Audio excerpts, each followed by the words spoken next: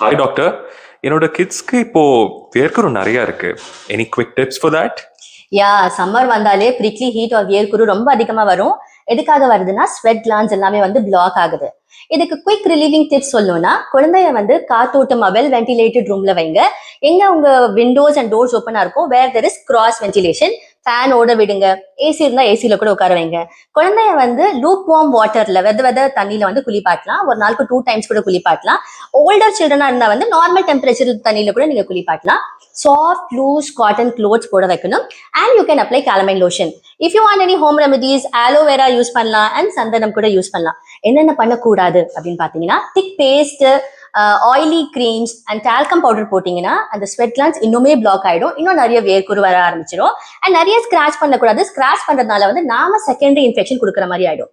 ஒருவேளை வேர்க்குரு ரொம்ப அதிகமா இருக்கு, அன்யூஷுவலா இல்ல, அண்ட் ரொம்ப அதிகமா இச்சிங் இருக்கு, இச்சிங் பண்றதுனால குழந்தைக்கு ப்ளீடிங் ஆகுது, இன்ஃபெக்ஷன் ஆன மாதிரி இருக்கு அப்படி ஏதாவதுன்னா, consult your doctor immediately so that you will get the prompt advice. Take care and happy summer.